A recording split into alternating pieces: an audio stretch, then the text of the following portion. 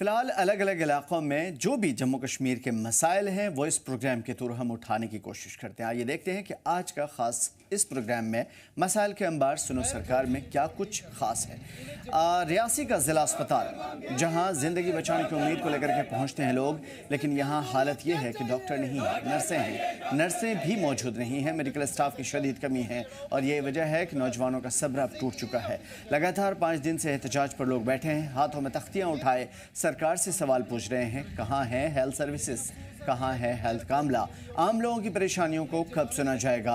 लोगों का कहना है कि मेडिकल स्टाफ की कमी की वजह से अस्पताल को बीमार कर दिया गया है या फिर इमरजेंसी सर्विसेज टाइम पर नहीं मिल पाती। प्रेगनेंसी जैसी नाजुक हालत में भी मरीजों को धक्के खाने पड़ते हैं और इलाज की जगह लोग इंतज़ार करते हैं, परेशानी का शिकार होते हैं। फिलहाल लोगों को सरकार से यही सवाल है कि रियासी जैसे अहम ज़िले में अगर अस्पताल ही खाली पड़ी रहेगी तो लोग कहाँ जाएंगे। यह आवाज़ सिर्फ रियासी की नहीं है बल्कि हर उस परिवार की है जो इलाज की उम्मीद लेकर यहाँ आता है। लोगों की मांग साफ है, फ़ौरन मेडिकल स्टाफ की कमी दूर की जाए वरना यहाँ के हालात और बिगड़ जाएंगे।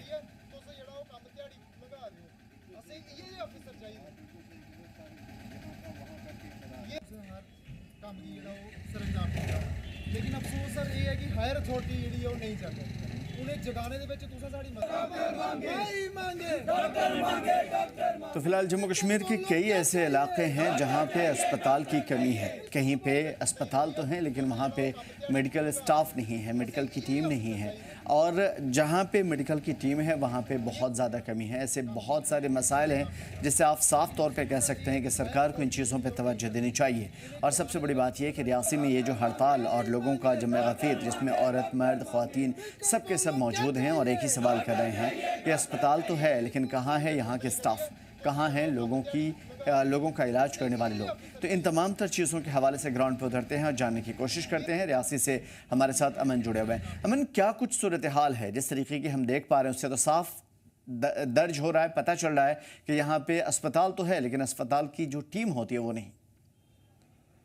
जी आमिर, आपको बताते हैं कि जो डिस्ट्रिक्ट हॉस्पिटल रियासी है और लगातार 5वें दिन भी आज ये यूथ है रियासी का वो लगातार इस धरने प्रदर्शन में है, क्योंकि स्टाफ को कमी को लेकर पहले भी इन्होंने कई बार जो सरकारों को अपनी चिट्ठी पहुंचा दी है, लेकिन उसके बावजूद भी कोई भी सरकार जो एडमिनिस्ट्रेशन हो उनकी सुध-बुध नहीं ली थी, जिसके बाद रियासी के युवाओं ने एक कदम उठाया और आज 5वां दिन है लगातार ये इस हॉस्पिटल के बाहर हड़ताल पे बैठे हुए हैं और इनकी साफ डिमांड है कि जो हॉस्पिटल में कमी है स्टाफ को लेके, जो बिल्डिंग इतनी सारी बना दी है लेकिन स्टाफ नहीं होने के कारण जो रियासी के दूर दराज के लोग हैं जो डेली जहाँ पर आते हैं तो उनको काफी ज्यादा परेशानी का सामना करना पड़ता है और सिर्फ रेफर कर दिया जाता है छोटे छोटे जो बीमारी होती है। उसके बाद ये रियासी के युवाओं ने एक पहल की है, क्योंकि ये काम तो सरकारों और लीडरों का था, जो लोग जिन्होंने जहाँ से वोट लेके आज MLA बने हैं, जहाँ MP बने हैं, लेकिन उनके बावजूद ये लोग जो ये काम है वो रियासत में उठाया। तो अभी हमारे साथ इससे बातचीत करेंगे। सर, कितने दिन हो गए आपको यहाँ पर बैठे हुए और क्या मांगे हैं आपकी? देखो अमन जी, हमको आज बैठे हुए 5वां दिन है। 5वां दिन है ये, मैं आपको विस्तार से बताना चाहूंगा। ये हॉस्पिटल हमारा बहुत साल पुराना है, काफी देर हो गई इसको चलते हुए, पर आज तक हम छोटे छोटे थे, हम यही हॉस्पिटल देखते आ रहे हैं, पर आज तक हमने इस हॉस्पिटल में कभी डॉक्टरों की पूर्ति नहीं देखी, कभी डॉक्टर हमने पूरे नहीं देखे। तो आज हमारा 5वां दिन है लगातार स्ट्राइक पे, पर हमारी सुध लेने यहाँ तक अभी तक कोई नहीं आया। सुपरिटेंडेंट साहब आए पर वो भी यही कहते हैं कि हमारे हाथ में कुछ नहीं है। हम भी ऊपर बोल रहे हैं पर हमारी कोई नहीं सुन रहा। चुनावों में जरूर आपसे बातें हुए होंगे कि स्टाफ को लेके अलग कितनी कमी है और कहाँ से लोग यहाँ पर इलाज करने आते हैं? देखो अमन जी, इलेक्शन के टाइम की बात करूं मैं तो उस समय तो सारे नेता जो भी MP MLA सब वोट मांगने के लिए आते हैं ऐसे करके कि हम आपके साथ हैं, हमें वोट दीजिए, हम आपके हर एक काम करेंगे। पर जब वादे पूरे करने की बारी आती है तो तब कोई भी नहीं। आज तक अभी तक यहाँ पे MLA MP एक छोटा सा कोई नेता तक यहाँ पे हमारी सुध लेने आया कि आप किस लिए बैठे हो।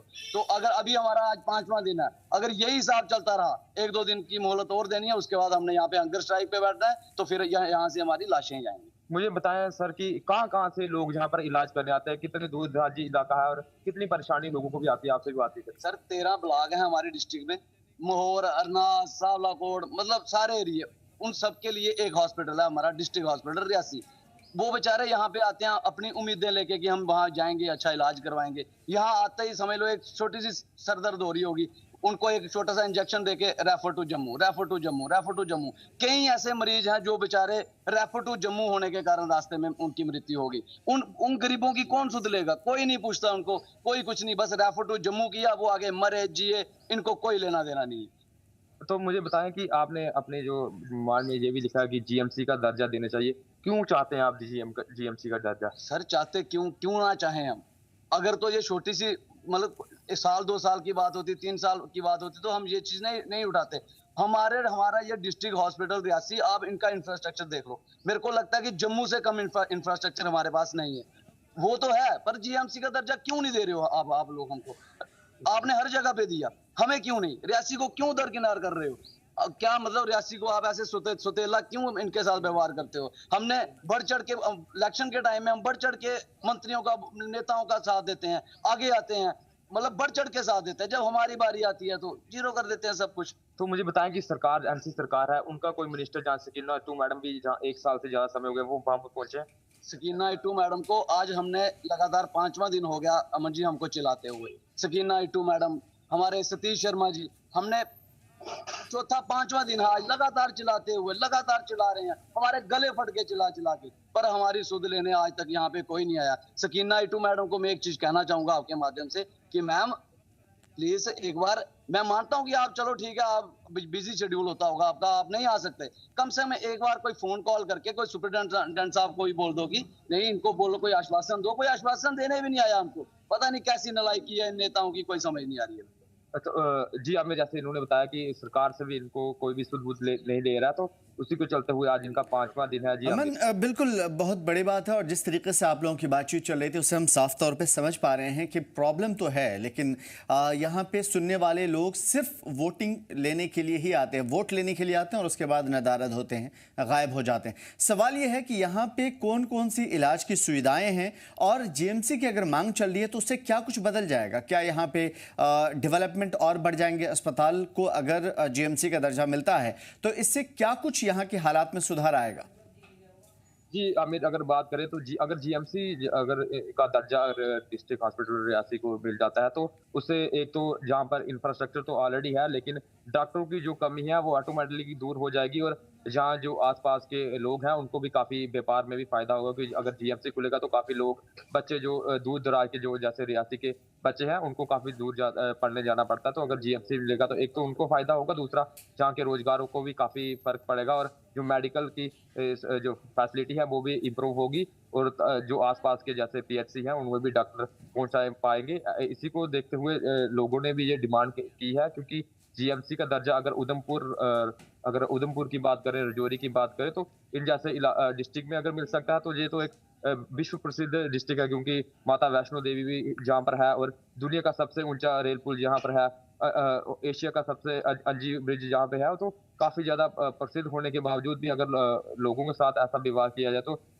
दुख तो होता ही है। उसी को लेकर ये लगातार 5वें दिन भी आमिर आज हड़ताल। अमन, ये कब से सूरत हाल है? क्योंकि जिस तरीके से आप बता रहे हैं उससे यकीनन प्रॉब्लम तो है, लेकिन लोगों को जो प्रॉब्लम हो रही है कब से है, और यहाँ पे जो स्टाफ की कमी है कब से है? कब से लोग यहाँ पे रहते नहीं है, या फिर अगर रहते हैं तो क्या उनकी टाइमिंग कुछ ऐसी है जो आम लोगों से मैच नहीं करती?